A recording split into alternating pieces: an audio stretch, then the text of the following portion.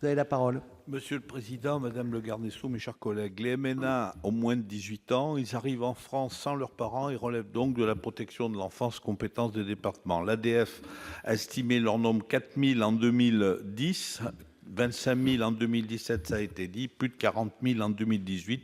C'est un problème important mis en avant par aujourd'hui le groupe CRCE.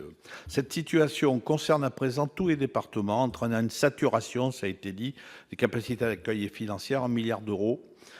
70% des MNA viennent d'Afrique et s'inscrivent dans une migration économique, souvent par des filières organisées, par une fuite des zones de conflit armé.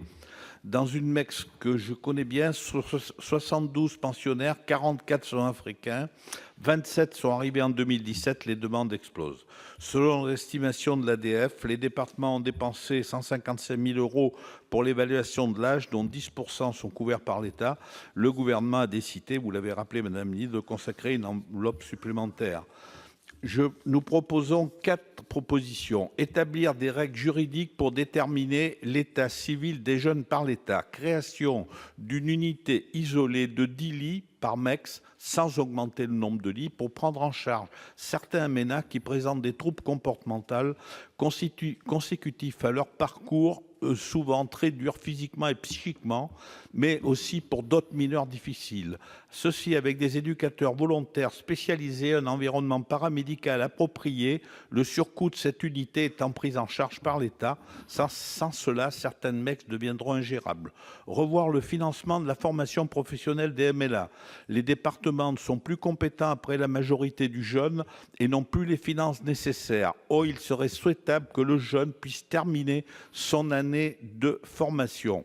Dans ce cas, l'État devrait se substituer au département ainsi que la région qui en a la compétence. Enfin, quatrièmement, simplifier l'obtention des titres de séjour pour les mineurs réfugiés afin qu'ils puissent travailler dès leur majorité lorsqu'ils sont diplômés. Je vous remercie, Madame le Garde des Sceaux, de l'intérêt que vous porterez à l'examen de nos propositions.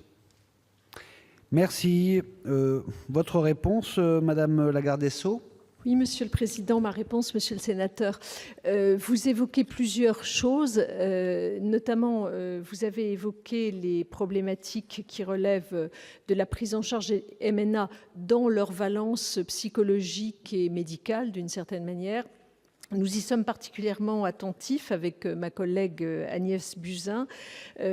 La pratique nous montre, et je crois que Madame la sénatrice Assassi l'a parfaitement relevé, que beaucoup de ces enfants ont subi, au travers de leur pérégrination pour parvenir sur notre territoire, de vrais traumatismes et que, bien entendu, tout cela mérite d'être pris en charge. Je répète ici que l'accès aux soins est inconditionnel. Il n'y a aucun doute là-dessus, surtout pour ces enfants.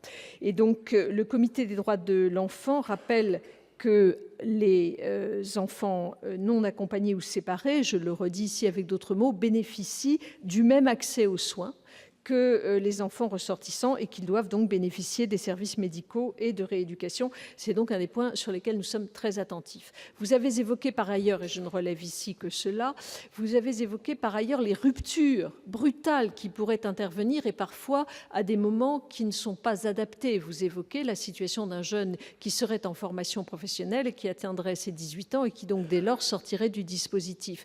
Nous sommes actuellement en train de travailler avec les départements et cela fera l'objet de l'un des dispositifs du futur plan que nous allons mettre en place. Nous sommes en train de travailler à des dispositifs progressifs avec les départements de continuité de la prise en charge de ces jeunes au-delà des 18 ans. Certains départements d'ores et déjà ayant mis en place ce qu'on appelle des contrats jeunes majeurs qui leur permettent de continuer une prise en charge pour ces jeunes.